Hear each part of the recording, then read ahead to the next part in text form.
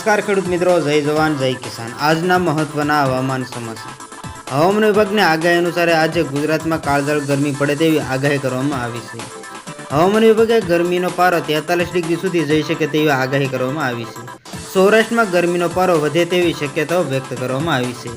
તો સાથે જ અમદાવાદ, અરવલ્લી, ભાવનગર, દાહોદ, મોરબી, નવસારી, સુરત, મહીસાગર જિલ્લાઓમાં 40 ડિગ્રીના મહત્તમ તાપમાન રહેવાની સંભાવના વ્યક્ત કરવામાં આવેલી છે।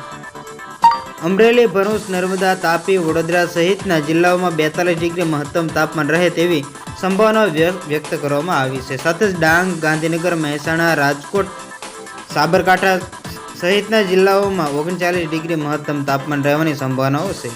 જૂનાગઢ, ખેડા, મહીસાગર, પંચમહાલ, સુરેન્દ્રનગર સહિતના જિલ્લાઓમાં 41 ડિગ્રી મહત્તમ તાપમાન રહે તેવી સંભાવના વ્યક્ત કરવામાં આવી છે। હવામાન વિભાગની આગાહી અનુસાર અમદાવાદ, આણંદ, ભરૂચ, ભાવનગર, બોટાદ, ખેડા, મહીસાગર, સુરત, વડોદરા સહિતના જિલ્લાઓમાં 29 ડિગ્રી ન્યૂનતમ તાપમાન રહેવાની સંભાવનાઓ છે। તો છોટાઉદેપુર, દાહોદ, દેવભૂમિ દ્વારકા, ગીર સોમનાથમાં, જૂનાગઢ, કચ્છ, મોરબી, મહેસાણા, પાટણ, રાજકોટ, તાપી, વલસાડ, મહીસાગરના જિલ્લાઓમાં 27 ડિગ્રી ન્યૂનતમ તાપમાન રહેવાની સંભાવના વ્યક્ત કરવામાં આવેલી છે। તો બસ આજની તે આટલી જ અપડેટ। ફરી મળીશું નવી અપડેટ સાથે, ત્યાં સુધી બન્યા રહેજો ખેડૂત ખબર યુટ્યુબ ચેનલમાં।